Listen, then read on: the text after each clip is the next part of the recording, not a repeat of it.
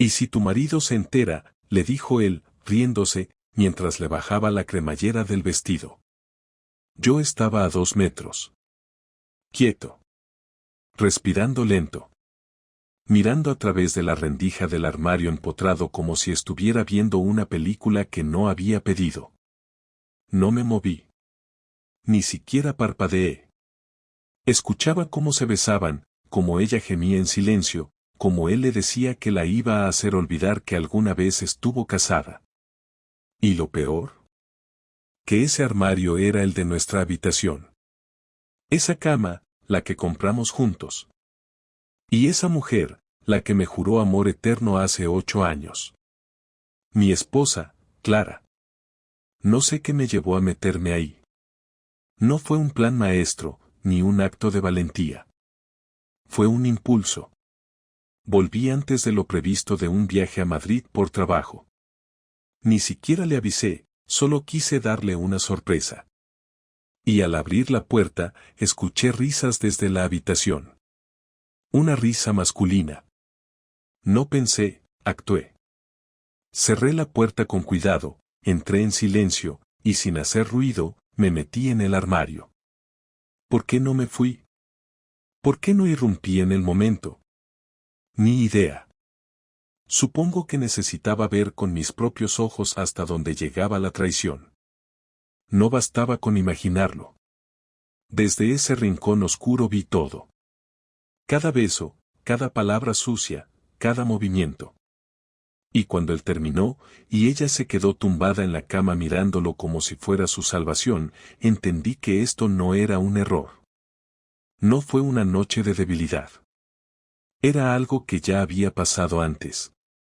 Con seguridad.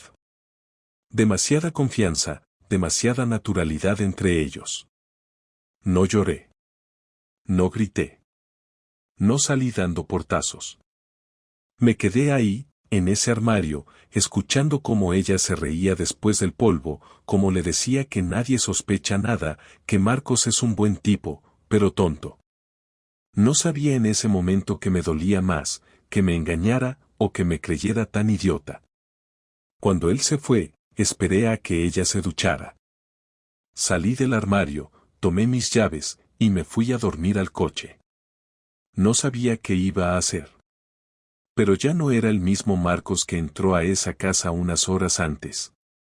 Dormí en el coche esa noche, o al menos fingí hacerlo. El asiento era incómodo, la calle estaba en silencio, y cada vez que cerraba los ojos, se me venían a la cabeza las imágenes de lo que había visto. No fue solo el acto físico, fue todo lo demás, la familiaridad con la que se hablaban, la seguridad con la que se movían en lo que era mi casa, como si llevaran tiempo repitiendo ese guión. A las 6 de la mañana salí del coche, pasé por una gasolinera a lavarme la cara y comprar un café que ni siquiera me terminé. Estaba esperando que mi cabeza se ordenara sola, pero no lo hacía, así que decidí hacer lo que siempre me funcionó cuando las cosas se salían de control, empezar por lo más simple. Volví a casa como si nada hubiera pasado.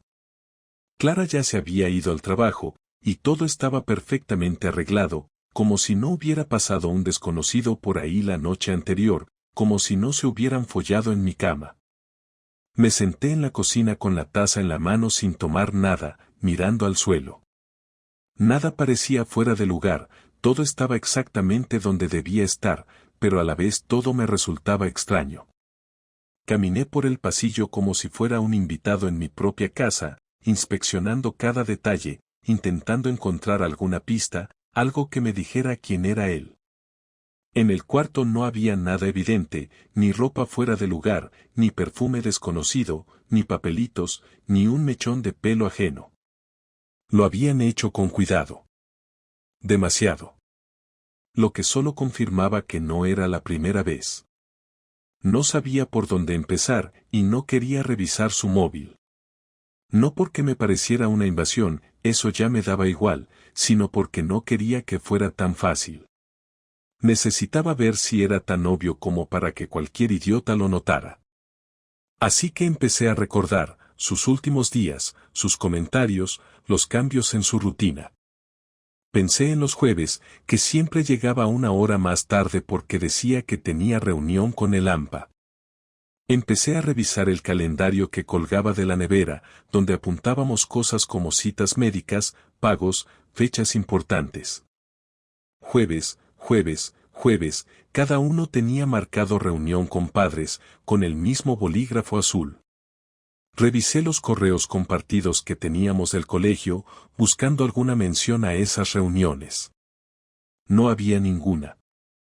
Me metí al grupo de padres del WhatsApp donde Clara nunca hablaba, solo leía. Nadie mencionaba reuniones esos días. La llamé. Ella contestó como si nada. ¿Qué tal dormiste? Me preguntó sin una pizca de tensión en la voz. Regular. Me dolía la cabeza, me quedé en el coche. No quería despertarte. Vaya, podrías haberme avisado. Sí, pero como estaba dormido. Se rió flojo, con esa voz que solía gustarme. Me colgó sin sospechar nada. Volví a revisar las fotos de la casa, nuestros álbumes digitales, en busca de alguna cara repetida que no hubiera notado antes. Nada. Me conecté a la cuenta compartida del ordenador, revisé el historial de navegación, las sesiones abiertas. Ahí apareció un nombre, Andrés. La sesión de Instagram estaba activa en el navegador, no cerrada. Vi que tenía una conversación privada, bloqueada, pero al ver las notificaciones, se repetía el mismo nombre. Andrés. Su perfil era público. Un tipo de unos 30 y pocos, cara simpática, barba cuidada, sonrisa falsa. La mayoría de sus fotos eran en cafeterías o saliendo en bici. Revisé sus seguidores y ahí estaba Clara. No interactuaban en público, ningún like, ningún comentario. Eso ya era raro. Porque ella le daba like hasta a los posts de su prima que subía imágenes borrosas del perro. Pero con él, nada. Demasiado limpio. Fui a buscar en el correo, y ahí encontré uno de una tienda de bicis con el mismo nombre, Andrés Gil. Él había hecho una compra de una pieza de recambio usando nuestro correo de Amazon. Su dirección era de una calle que me sonaba. La misma donde Clara iba a hacerse supuestamente unas sesiones de fisioterapia por las tardes hace meses. Todo cuadraba. Me tomé la tarde libre del trabajo y fui a esa calle. Era una zona residencial tranquila, llena de edificios bajos con balcones. Me senté en un bar frente al portal, sin saber exactamente qué buscaba. A las 5:15, la vi. Ella bajaba del coche, llevaba ropa de diario, nada especial, pero caminaba como si supiera perfectamente a dónde iba. Subió sin mirar atrás. Me quedé en el bar por una hora, luego otra. A las 7:30 volvió a salir, arreglándose el pelo mientras caminaba. Subió a su coche y se fue. No la seguí. No esa vez. Me quedé sentado, viendo el portal como si fuera la entrada al infierno. Ya no tenía dudas. No necesitaba espiarla más. Solo necesitaba tiempo para digerir todo lo que había visto. El tipo se llamaba Andrés. Vivía a 15 minutos de nuestra casa. Estaba lo bastante cerca para ser conveniente, pero lo bastante lejos como para que no pareciera obvio. Lo habían planeado bien. Y eso fue lo que más me dolió. No la traición. No el sexo. Sino la planificación, la organización, el hecho de que ella había transformado nuestra rutina en una coartada sin que yo lo notara. Volví a casa esa noche y me acosté como si no supiera nada. Ella se metió en la cama conmigo, me abrazó por detrás y me susurró que ojalá durmiera mejor. No le respondí. Cerré los ojos y empecé a pensar en qué haría a continuación. Pasé todo el fin de semana sin mencionarle nada, observándola, analizando cada movimiento, cada palabra, cada gesto. No porque pensara que podía convencerme de que no pasaba nada, sino porque necesitaba estar seguro de que no me temblaría la voz cuando hablara. No pensaba hacer un escándalo público, ni romper cosas, ni gritar. Solo quería que supiera que lo sabía, que no había marcha atrás, que algo se había roto y ya no podía arreglarse.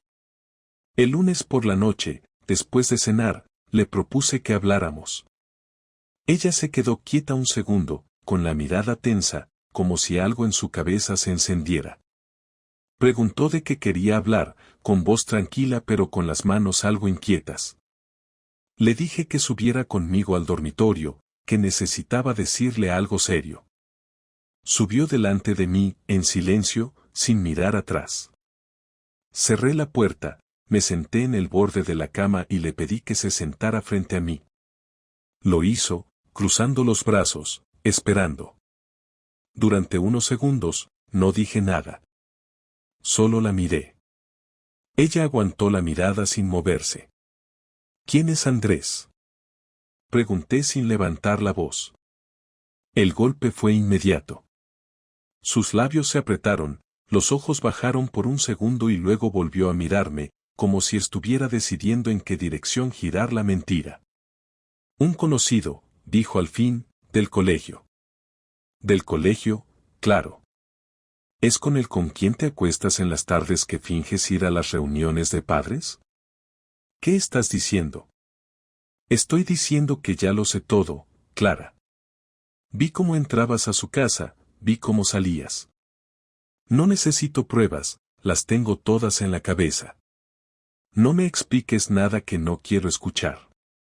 Ella se puso de pie, empezó a caminar de un lado a otro del cuarto como si necesitara moverse para mantener el control. No es lo que piensas, dijo mientras se frotaba la frente. No fue planeado, no fue algo que buscara. Pasó y ya. ¿Pasó y ya? ¿Una vez? ¿Dos? ¿O es algo que pasa cada semana? No lo sé, no estoy contando. Claro que no estás contando, Clara. Porque no se cuenta lo que ya es parte de la rutina. Ella se detuvo, se cruzó de brazos y me miró con rabia. ¿Y tú qué esperas?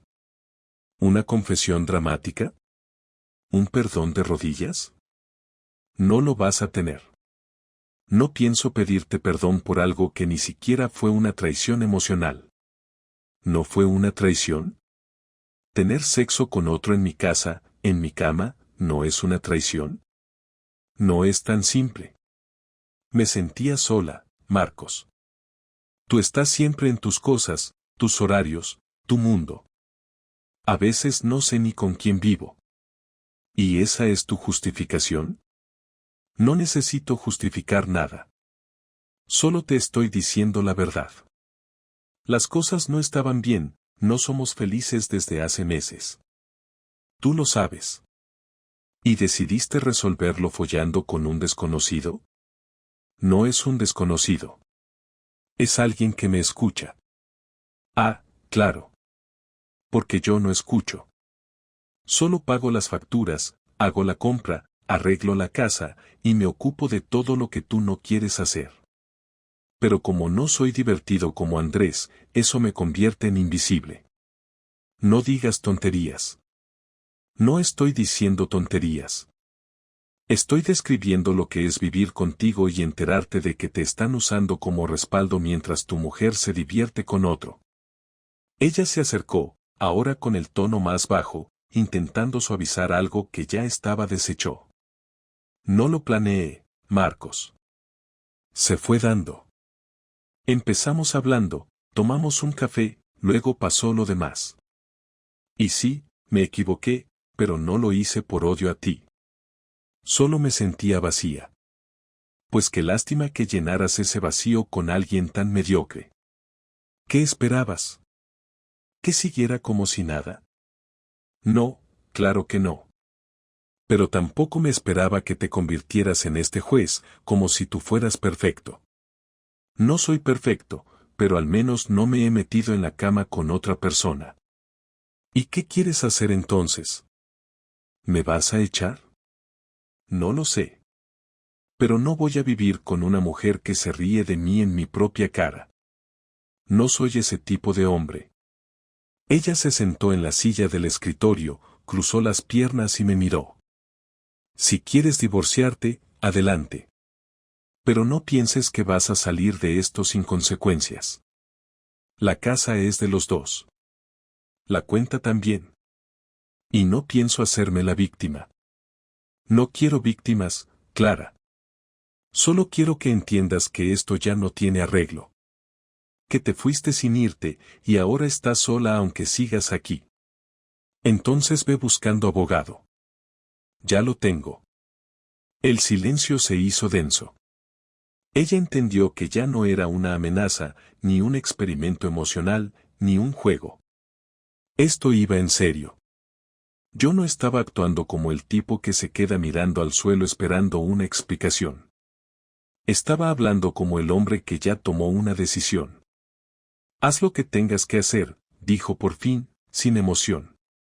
Yo también me cansé. No respondí. Me levanté, salí del cuarto y cerré la puerta. En ese momento, por primera vez en semanas, sentí que el control volvía a estar en mis manos. Al día siguiente no le hablé. Me levanté temprano, salí de casa sin hacer ruido, fui al trabajo como si todo siguiera igual, pero la cabeza me iba a 1000 por hora. No tenía ninguna intención de quedarme sentado a esperar a ver qué pasaba. Si Clara quería guerra, la iba a tener, pero no con gritos ni discusiones absurdas. Ya había tenido suficiente de su teatro. Lo primero que hice fue pasar por la notaría donde trabaja mi primo Iván. Le conté la situación sin entrar en muchos detalles personales, solo lo necesario. Me miró serio, sin hacer comentarios fuera de lugar, y me dijo lo que tenía que hacer, empezar por asegurar mis cosas. Le di acceso al historial de nuestras cuentas conjuntas, las propiedades, los contratos. Me abrió los ojos a algo que no había pensado, que si Clara se ponía en plan víctima y argumentaba dependencia emocional, incluso con pruebas de infidelidad, podía conseguir beneficios. Lo siguiente fue ir a casa de Tomás, mi amigo de toda la vida. Él sabía que algo andaba mal, pero no imaginaba el alcance. Le conté todo, con calma, sin dramatismo. Me ofreció su ayuda para mover mis cosas, para preparar todo lo que necesitara. Me dio llaves de su trastero y del piso que tiene en alquiler, que justo estaba vacío. Lo agradecí sin palabras, solo con un gesto, porque no estaba de humor para abrazos ni discursos. Esa misma noche, mientras Clara dormía en la habitación de invitados, empecé a mover cosas pequeñas. Documentos, discos duros, copias de seguridad, fotos antiguas. Todo lo que era mío, lo empecé a embalar en cajas marcadas con códigos que solo yo entendía. Cada noche hacía un viaje al trastero. No dejaba nada al azar. En 4 días tenía casi todo organizado. Mientras tanto, Clara fingía que no pasaba nada. Seguía con su rutina, salía por la mañana, volvía por la tarde, se encerraba en el salón y ni me miraba. El sábado fue el momento de actuar. Me levanté a las 7, preparé café solo para mí, me duché, me vestí bien, trajeado, como para una reunión importante, y salí. Fui directo a la dirección de Andrés. Había buscado su número de placa del timbre y comprobado que efectivamente vivía ahí solo. Llamé al portero automático, dije que traía un pedido y me abrió sin preguntar. Subí, toqué el timbre y esperé. Andrés abrió en bata, descalzo, con cara de dormido. Cuando me vio, tardó en reaccionar. ¿Andrés Gil? Pregunté sin rodeos. Sí, ¿quién eres? El marido de Clara. La cara se le descompuso. Abrió la boca pero no le salieron palabras. Intentó cerrar la puerta, pero puse el pie antes. No le grité ni lo empujé, solo lo miré. No voy a pegarte, no soy como tú. Solo quiero que entiendas que te has metido con la mujer equivocada. No por mí. Por ella. No sabes ni la mitad de lo que pasa por su cabeza. Y ahora, gracias a ti, vas a descubrirlo. Yo no. Yo no sabía. Sabías perfectamente que estaba casada. Te lo dijo. Y aún así seguiste. Así que no vengas con tonterías. Él tragó saliva y me miró, sin saber qué hacer. Solo quería avisarte de algo. Esta semana recibirás unos documentos. Y más te vale firmarlos sin hacer preguntas. Si la vuelves a ver, dile que deje de jugar a dos bandas. Porque lo que viene no es un juego. Me fui sin esperar respuesta. No tenía sentido hablar con él. Quería que sintiera miedo, no que se defendiera. De regreso a casa pasé por la copistería y recogí los sobres. Dentro iba una copia impresa de cada mensaje entre Clara y Andrés que había conseguido. Usé un programa para restaurar borrados del móvil de Clara, que logré clonar una noche. Había textos, fotos, audios. Todo muy explícito. Hice 6 sobres. Uno para los padres de Clara, otro para su hermana, uno para su jefa en el instituto, uno para Andrés, otro para el abogado, y el último para ella. Nada fuera de contexto. Ninguna edición. Todo limpio y crudo. Cuando llegué a casa, Clara estaba desayunando. Se quedó mirándome sin decir nada. Dejé el sobre la mesa y me senté frente a ella. Lo tomó con desconfianza, lo abrió, y empezó a leer. Su cara cambió al instante. Le temblaba el labio, pero no dijo nada. Solo fue pasando las hojas una a una, como si no pudiera creer lo que veía. Lo sé todo desde hace semanas, le dije. Todo lo que hacías, dónde ibas, con quién hablabas. No tengo dudas. Y ya he movido todo para que esta historia acabe como debe. Ella dejó los papeles sobre la mesa, mirándome. No tenías derecho a espiarme. Tampoco tú a usarme como tapadera. ¿Y ahora qué? ¿Me vas a humillar? No. Yo no. Solo he mandado la verdad a quien la necesita. Lo que pase después no depende de mí. ¿Mandaste esto a mis padres? A todos los que importan. Incluida tu jefa. No sé si te dejarán seguir dando clase con este historial, pero eso ya no es asunto mío. Ella se levantó de golpe, como si fuera a gritar, pero no dijo nada. Solo se fue al dormitorio, cerró la puerta y no salió hasta la noche. Yo me quedé en la cocina, cenando solo, con la televisión apagada. Al fin me sentía en control. Esa noche no dormí. Me quedé en el sofá, con la cabeza llena de ruido, repasando mentalmente cada movimiento, cada palabra que había dicho, cada cosa que me faltaba por hacer. No sabía si Clara había leído todos los mensajes, si había abierto los otros sobres, si había llamado a alguien. Lo único que sabía era que no salía de la habitación desde que se encerró. No escuché llamadas, ni gritos, ni el sonido del armario. Solo silencio. A las 7 de la mañana me levanté, preparé un café y me senté en la mesa de la cocina a esperar. A las 8 en punto apareció. No se había duchado, tenía los ojos hinchados, pero no venía con actitud desafiante. Se sentó frente a mí, con las manos entrelazadas sobre la mesa, como si no supiera por dónde empezar. Quiero hablar, dijo en voz baja, sin mirarme directamente. Habla, respondí sin levantar la mirada de la taza. No quiero discutir, empezó, ya sé que todo esto no tiene arreglo, y tampoco te voy a pedir que olvides nada, porque yo en tu lugar tampoco podría. Pero me parece que, después de tantos años, merecemos al menos una conversación final. No solo para cerrar esto, sino para entender qué pasó. No me interesa entender por qué lo hiciste, Clara. Lo hiciste porque quisiste.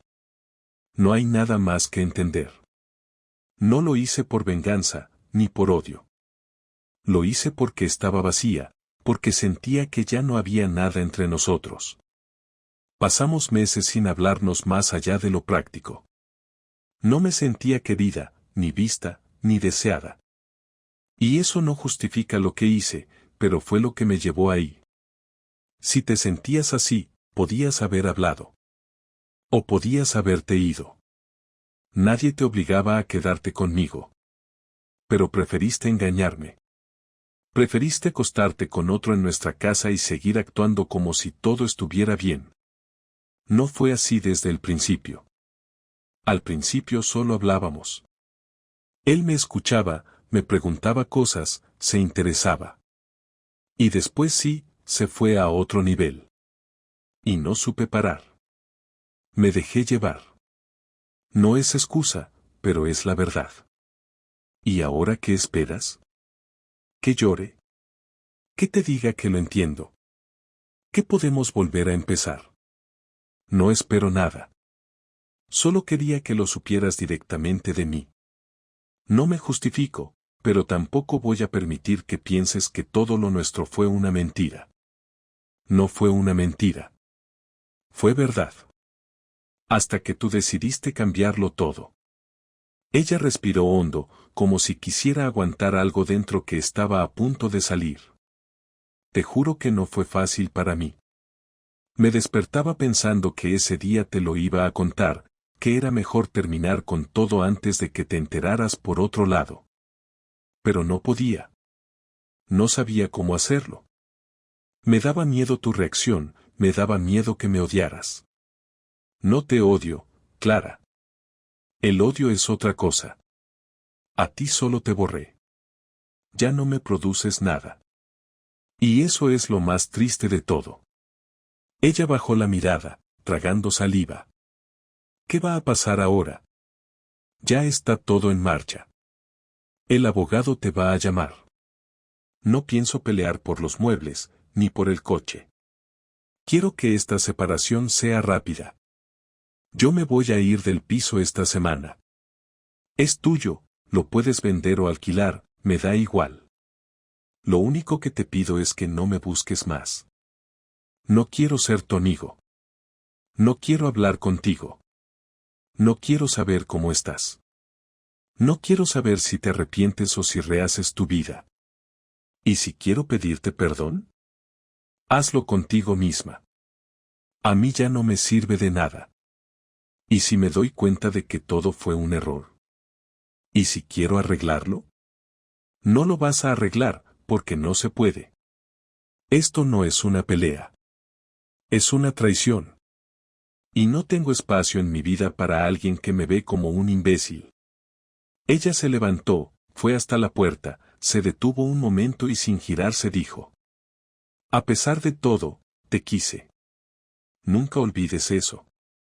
Lástima que no te alcanzó. Se fue.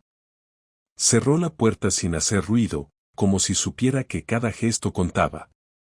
Yo me quedé ahí, solo, con una sensación extraña. No de rabia, no de tristeza. Solo un cansancio absoluto. Como si por fin el cuerpo me estuviera diciendo que ya estaba. Que no había más que decir. Que el capítulo había terminado, sin aplausos, sin lágrimas, solo con una verdad que ya no se podía esconder. La semana siguiente fue una sucesión de movimientos medidos y silencios calculados. Empaqué todo lo mío sin decirle nada a Clara, sin pedirle ayuda, sin discutir nada más. Tomás vino con su furgoneta un sábado a las 9 en punto y entre los dos vaciamos mis cosas del piso en menos de 3 horas. Clara no salió de su habitación. No preguntó, no interrumpió, no intentó frenar nada. Ni una palabra. Cuando terminé, dejé las llaves sobre la encimera de la cocina, recogí mi mochila con la ropa del día y salí sin mirar atrás. No sentí alivio ni orgullo, solo una necesidad de pasar página, de no volver a pisar ese lugar. En el piso nuevo no había mucho. Un colchón, una mesa, un par de sillas y mi portátil. No necesitaba más. Por primera vez en años, tenía silencio. Nadie hablando en segundo plano, nadie preguntando qué iba a cenar, nadie ocupando el baño cuando yo tenía prisa. Solo yo y el sonido de mis propios pasos. Los primeros días me costó adaptarme a la rutina sin ella. No porque la extrañara, sino porque mi cerebro todavía operaba como si viviera con alguien. Ponía 2 tazas en la mesa, revisaba el reloj pensando si ella habría llegado del trabajo, miraba notificaciones del móvil esperando ver su nombre. Pero eso fue disminuyendo poco a poco. No hubo recaídas emocionales, no hubo ganas de escribirle. Me dediqué a trabajar más horas, a salir a correr por las noches, a leer cosas que antes no tocaba, a cocinar platos nuevos para no repetir siempre lo mismo. Nadie me juzgaba, nadie me ignoraba, nadie me mentía. Era simple. Y eso bastaba. Un día me llamó su hermana. No hablamos desde hacía meses, pero ella insistió. Me preguntó si quería hablar de lo ocurrido, si estaba bien, si necesitaba algo. Le dije que estaba bien, que agradecía su preocupación, pero que no tenía ningún interés en mantener contacto con la familia de Clara. Ella suspiró, me dijo que entendía mi posición, que tampoco estaba de acuerdo con lo que Clara había hecho. Me comentó que sus padres estaban decepcionados, que algunos amigos se habían distanciado de ella, que incluso en el instituto ya se habían enterado y que el ambiente estaba tenso. No respondí. No era mi problema. No me importaba lo que ella tuviera que enfrentar. Cada consecuencia era resultado de sus actos. Un mes después llegó la notificación oficial del juzgado. Fecha de audiencia, confirmación de documentos, firma del abogado. Clara no puso trabas. No pidió compensación, no pidió el coche, no discutió por los muebles. Aceptó el acuerdo sin abrir la boca. Cuando la vi por última vez, fue en el pasillo del juzgado, esperando que nos llamaran. Nos saludamos con un leve movimiento de cabeza, nos sentamos en silencio y no cruzamos palabra. 10 minutos después, todo había terminado. Salí del edificio, tomé un café en una terraza, y me quedé viendo a la gente pasar como si fueran parte de otro mundo. No me sentía más libre, ni más feliz, solo más en paz. No tenía que fingir nada, no tenía que proteger a nadie que no lo mereciera. Con el paso de los meses, volví a tomar contacto con personas que había dejado de ver. Salí un par de veces con una amiga del trabajo, fui a visitar a mis padres un fin de semana, hice un viaje corto a Zaragoza solo por cambiar de aire. Poco a poco, empecé a sentirme bien. No necesitaba reconstruirme, no me sentía roto. Solo había terminado una etapa. Y no tenía interés en buscar otra de inmediato.